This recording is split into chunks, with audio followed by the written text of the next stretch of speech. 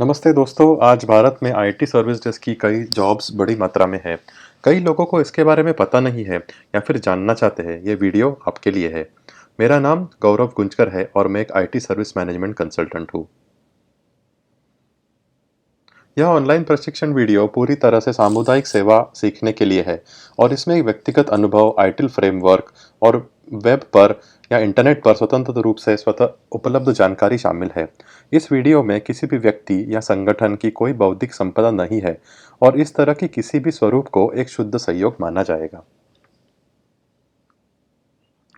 चलिए, आज एक सरल उदाहरण से हम आईटी सर्विस डेस्क के बारे में समझेंगे।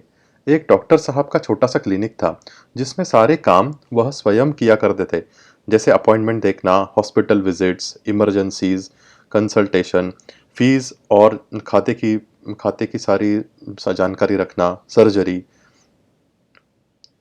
और ये सब वो अच्छी तरीके से कर पाते थे। उनकी अच्छी कट रही थी जब तक क्लिनिक छोटा था। जैसे क्लिनिक बढ़ने लगा और पेशेंट बढ़ने लगे तो उनसे सारा काम खुद करना मुश्किल हो गया। कई बार अपॉइंटमेंट मिस हो जाती या हॉस्पिटल विजिट में देरी हो जाती। उन्होंने सोचा कि क्यों ना एक रिसेप्शनिस्ट को रखा जाए जो ये सारे काम संभाल सके। अब रिसेप्शनिस्ट वाकई में बहुत अच्छा साबित हुआ क्योंकि उसने डॉक्टर के सारे बिना डॉक्टरी काम वाले काम संभाल लिए, जैसे अपॉइंटमेंट शेड्यूल करना, हॉस्पिटल के विजिट देखना, लोगों के आए हुए कॉल या ईमेल को रेस्पॉन्ड करना, फीस, खाते की सब सारी जानकारी रखना, सर्जरी का शेड्यूल रखना। इससे डॉक्टर साहब के सारे काम और भी आसान हो गए और डॉक्टर सिर्फ अपने पेशेंट को देखने का काम उनके पास बच गया, जिससे वो ज़्यादा पेशेंट देखने लगे। अब रिसेप्शनिस्ट ना सिर्फ अपॉइंटमेंट शेड्यूल करता बल्कि डॉक्टर साहब की हॉस्पिटल विजिट का टाइम भी देखता, फीस खाता भी संभालता। कुछ ही दिनों में वह बड़े सारे काम करने लगा, जैसे पेशेंट का वजन चेक करना, बीपी चेक करना। इसे इनिशियल ट्रियाज या इनिशियल डायग्नोसिस कहा जाता है।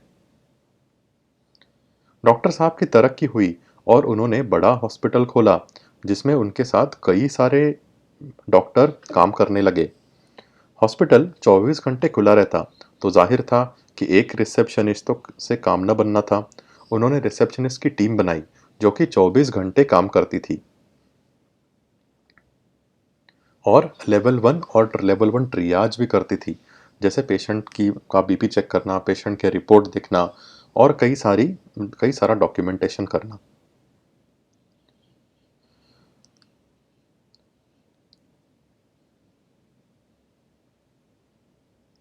ये जो 24 घंटे चलने वाली रिसेप्शन टीम थी, ये लेवल 1 डायग्नोसिस और ट्रियाज करती, जैसे पेशेंट की सारी जानकारी रखना, अपॉइंटमेंट शेड्यूल करना और पेशेंट के साथ संवाद बनाए रखना, फीस और खाते की सारी जानकारी रखना और आपस में ज्ञान बांटना, जिससे डॉक्टर अपने काम पे ध्यान दे सकते और मरीजों की अच्छी तरीके से सेवा कर सकते। यह होता है सही मायनों में सर्विस डेस्क। आईटी का सर्विस डेस्क भी इसी तरीके से काम करता है। आइए देखते हैं। सर्विस डेस्क 3 प्रकार के होते हैं। कस्टमर सर्विस, जो कि कस्टमर की बातों का सवालों का जवाब देते हैं या फिर खुद कस्टमर को फ़ोन करके कुछ बेचने की या खरीदने की सलाह देते हैं। हेल्प डेस्क, जो ग्राहक के छोटे मोटे प्रॉब्लम हल कर देते हैं। और सर्विस डेस्क, जो अपने काम में काफ़ी माहिर होते हैं और इस ज्ञान का उपयोग कर ग्राहक की परेशानी दूर करते हैं। उन्हें फ़ोन, ईमेल, वेबसाइट, चैट या फिर सोशल साइट से भी संपर्क किया जा सकता है। सर्विस डेस्क आंतरिक, इंटरनल या फिर बाह्य, एक्सटर्नल हो सकता है। आंतरिक माने कस्टमर की ऑर्गेनाइजेशन, मतलब आप कस्टमर की कंपनी का ही एक हिस्सा होता है सर्विस डेस्क। एक्सटर्नल माने किसी बाहर वाली कंपनी जो कि सर्विस डेस्क में स्पेशलाइज करती है, उनको ये सर्विसेज दिया जाता है। लोकेशन या स्थान के हिसाब से भी अलग अलग टाइप के सर्विस डेस्क होते हैं। लोकल माने आपके शहर में ही सर्विस डेस्क बसा हुआ है। सेंट्रलाइज्ड माने कई सारे देशों के लिए एक ही देश में सर्विस डेस्क होता है, या फिर मान लीजिए जैसे भारत के कई सारे राज्यों के लिए एक एक सेंट्रलाइज सर्विस डेस्क दिल्ली में है। उसी तरीके से अमेरिका या फिर इंग्लैंड ऐसे देशों के लिए एक सिंगल सर्विस डेस्क भारत में बसा हुआ है। इसे सेंट्रलाइज़ सर्विस डेस्क कहते हैं। वर्चुअल वर्चुअल सर्विस डेस्क वो होता है कि जिसमें आपको पता नहीं होता कि सर्विस डेस्क कहाँ है। आप फ़ोन कर रहे हैं तो हो सकता है आपका सर्विस डेस्क बांग्लादेश में हो या फिर फिलीपींस में हो या किसी और राज्य में हो, जिसमें ग्राहक को ये पता होने की ज़रूरत नहीं होती। फॉलो द सन माने हर देश में अपना-अपना अलग सर्विस, जैसे इंग्लैंड में इंग्लैंड का सर्विस डेस्क हो गया, अमेरिका में अमेरिका का और भारत का सर्विस डेस्क भारत में हो गया।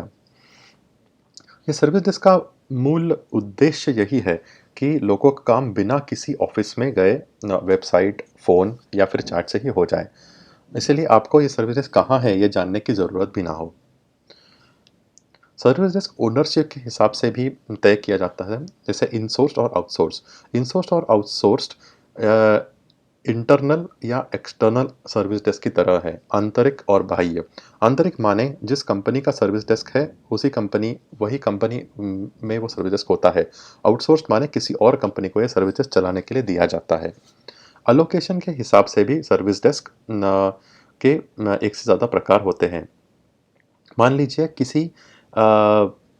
मान लीजिए एक से ज़्यादा ग्राहक की उपभोक्ताओं के लिए ये सर्विस डेस्क काम कर सकता है। इसे शेयर्ड सर्विस डेस्क कहते हैं। जैसे मान लीजिए किसी टेलीफोन कंपनी और सुपरमार्केट के उपभोक्ताओं के लिए एक शेयर्ड सर्विस डेस्क है, जो दोनों दोनों को सेवा प्रदान कर सकता है। डेडिकेटेड सर्विस डेस्क तभी यूज़ होता है, जैसे मान लीजिए जैसे इमरजेंसी सर्विस है, फायर इंजन है या फिर पुलिस का सर्विस डेस्क है, उसके लिए डेडिकेटेड सर्विस डेस्क होना ज़रूरी है।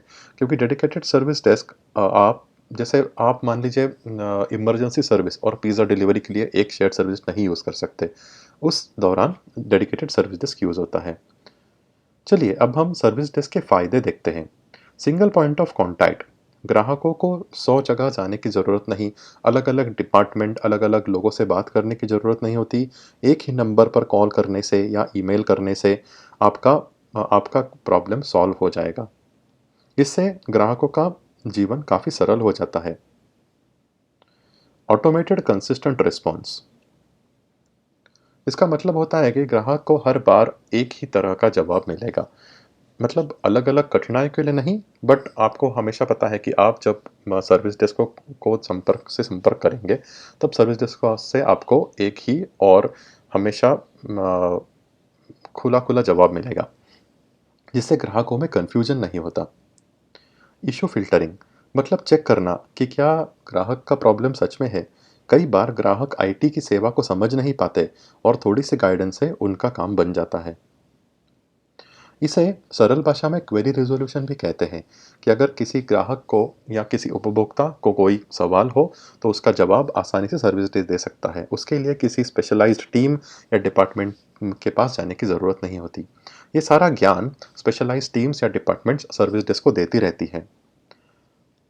फर्स्ट कॉल रिज़ॉल्यूशन माने एक फ़ोन पर ही आपकी कठिनाई दूर हो सकती है। अगर ना हो सके तो आपकी जो कठिनाई है वो सही टीम या डिपार्टमेंट के पास पहुंचाई जाती है और इसके लिए आपको कुछ नहीं करना होता।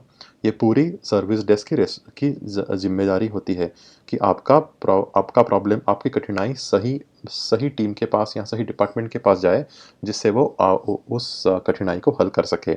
इसे ही end to end issue management कहा जाता है। इशू माने आपकी जो कठिनाइयाँ, आपकी जो प्रॉब्लम आप सर्विस डेस्क को बताते हैं, उसको सरल भाषा में इशू कहा जाता है। कैटेगराइजेशन, प्रायोरिटाइजेशन एंड असाइनमेंट, क्या मतलब ये होता है कि कई लोगों की कठिनाइयाँ दूसरों से बढ़कर हो सकती है और उसी के हिसाब से उसको हल करने का टाइम भी होता है। तो सर्विस डेस्क आपके कठिनाई को सही तरीके से कैटेगराइज करती है, सही तरह से प्रायोरिटाइज करती है और सही टीम या डिपार्टमेंट को के पास भेजती है, ताकि आपकी कठिनाई वक्त रहते सॉल्व हो जाए। रिपोर्टिंग से बाकी कंपनी के डिपार्टमेंट को राहत मिलती है।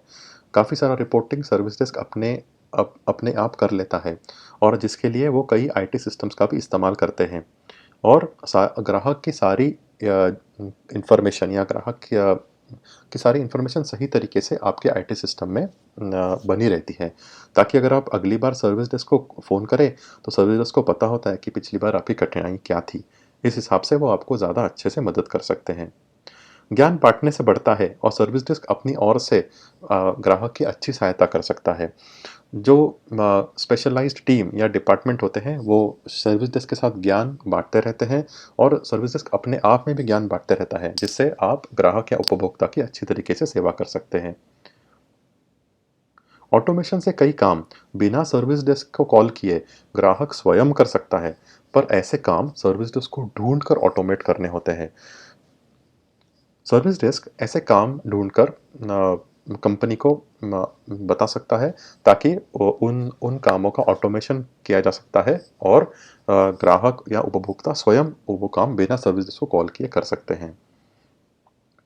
इस सर्विस डेस्क के होने से कंपनी की एफिशिएंसी अपने आप बढ़ जाती है और कंपनी के साथ कर्मचारियों की तरक्की भी हो जाती है। और सबसे महत्वपूर्ण बात यह है कि इन सारी सर्विस डेस्क की सारी उपलब्धियों की वजह से ग्राहक हमेशा खुश रहता है और ग्राहक खुश तो आपका बिज़नेस हमेशा प्रॉफ़िट में रहेगा। आशा करता हूँ कि आपको मेरा वीडियो पसंद आया होगा। इसे लाइक करें और मेरे चैनल को सब्सक्राइब करें, ताकि मेरे आने वाले वीडियोज़ के बारे में आपको पता चलता रहे। धन्यवाद।